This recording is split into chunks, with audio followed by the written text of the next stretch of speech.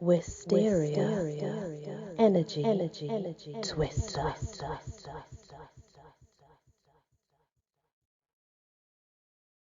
Hello everyone, welcome back to my channel. We're going to continue with the romance stories. This one's called Storm in a Coffee Cup by Teresa F. Morgan. He's coming, Chloe, who'd been wiping down some tables near the front door, hurried back behind the counter. Amber quickly checked her makeup in the chrome of the coffee machine, even though it distorted her reflection. She figured her fringe needed neatening. She tightened her strawberry blonde ponytail and rubbed her lips to distribute her lipstick evenly. To make herself look busy, she nervously tidied the cups and saucers stacked on top of the machine. Dear God, why had she let herself get like this? She was 28, yet acting more like 15. He pushed open the front door and entered the cafe with a confident stride.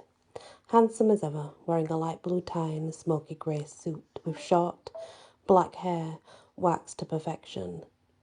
Good morning, the usual, Amber asked as coolly as possible, ignoring the feeling that her heart had jumped up into her throat.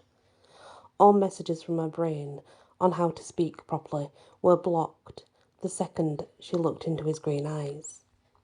She prided herself on being an intelligent woman, but the minute she had to confront her mystery man, it was like her IQ dropped.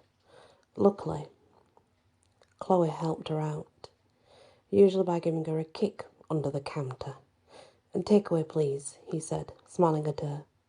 He paid Chloe while Amber worked on the coffee machine. Somehow she managed to make the perfect cappuccino, though her hands trembled and her brain buzzed, just knowing he was watching her. Chemistry. It had to be.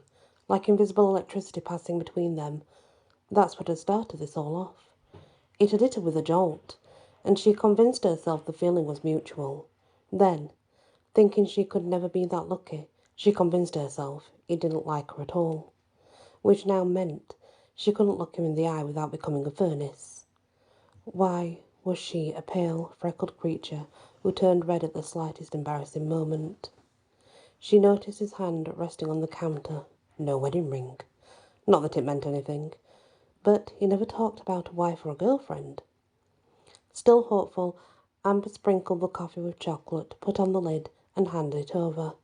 Their hands touched briefly, their eyes meeting. She was determined to keep eye contact, not look down at the counter or over his shoulder. "Thanks, Amber," he said. "Oh," she blushed. "Damn, the name badge. That's not fair. I don't know your name and you come in often enough." What was she doing?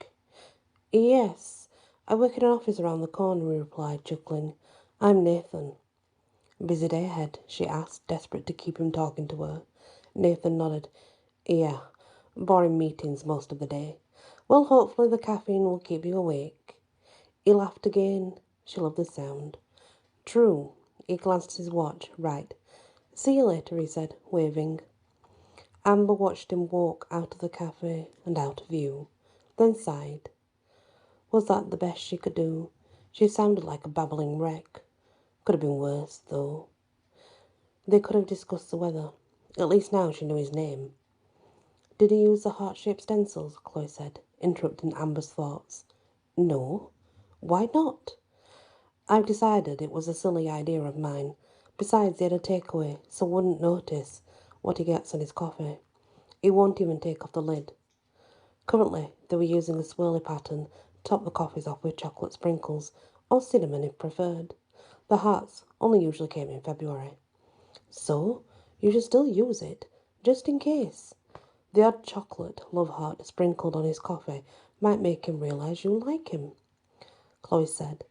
Another customer arrived, and Amber took the order, while Chloe dreamily continued, "Love messages by chocolate. So romantic." Amber pulled a face as she made 2 espressos for the customer.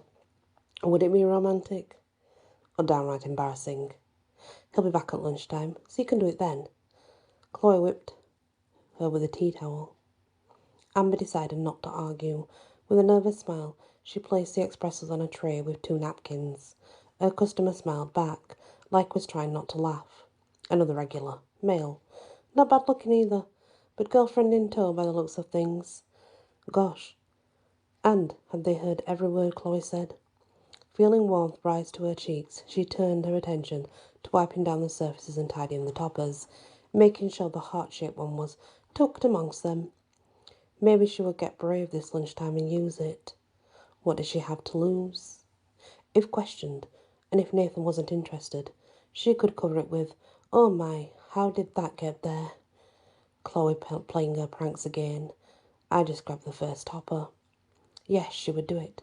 Her whole cafe felt filled with happily loved-up couples. Amber could find love too. A hectic lunchtime arrived, and customer faces and orders were merging into one. Amber remained at the coffee machine, frantically making up orders as Chloe ran them through the till. Nathan arrived, along amidst the throng. Chloe gave a signal so that Amber knew to sprinkle heart-shaped chocolate onto his cappuccino.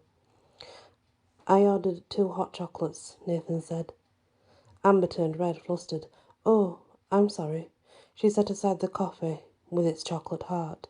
"You usually—" As Amber was about to make Nathan's 2 hot chocolates, the next customer said, "I'll have the coffee then." He winked. "Save it going to waste." "Are you sure?" Amber recognized him. He'd already been in the morning with the woman. She hesitated as she handed over the cappuccino, saying, "I don't mind making you a fresh one." "This one is fresh. You just made it." He smiled as he took the cup. She hoped he wouldn't notice the heart on top, nor would Nathan, but the 2 men were far from blind. "Did you have anything else ordered?" she said, noticing the woman beside him as he placed the coffee on his tray. "No, Stacey's having a Diet Coke." "Oh, okay." Feeling the heat rush to her face, she set to work on the hot chocolates.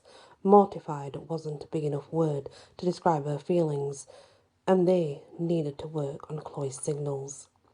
"Cream?" she asked Nathan. "Just one, please." Amber squirted 1 hot chocolate with cream, forming a cone, and dusted it with chocolate, not a love heart in sight. Nathan took the drinks and sat at the small circular table. Amber couldn't help herself. She kept watch. Who was the other hot chocolate for? Her question was soon answered, as a woman joined him, impressively dressed. They laughed and kissed like lovers. Amber felt like she'd been punched in the stomach. All she wanted was for the tiled floor to open up and swallow her whole. Chloe couldn't cope without her. "Amber, 2 lattes. Make one a skinny," Chloe ordered, her voice raised to break into Amber's doldrums. With the cafe busy, she couldn't dwell on Nathan. Chloe gave her a look, telling her she understood. They'd talk about it once the rush was over. A good, proper girly chat. Maybe dig out a large box of chocolates she'd been saving for a celebration. They'd work for commiserations too. Ah well, plenty more fish in the sea, as a mother would say. She didn't want just any fish. She'd wanted Nathan. The lunchtime rush slowed, and Chloe wiped the table where Nathan and his girlfriend had sat. Amber polished her coffee machine, lost in her disappointed thoughts. A man appeared at the counter, holding an empty cup and saucer. Amber, mumbling a thank you, went to take the cup from him, but he held on to it for a moment. She met his gaze. "I know the chocolate heart wasn't for me," he said, smiling with a twinkle of mischief in his blue eyes. Oh my. It was the guy she had given the cappuccino to, the one intended for Nathan. Oh, and he had heard Chloe blabbering this morning about the heart stencils. Amber blushed.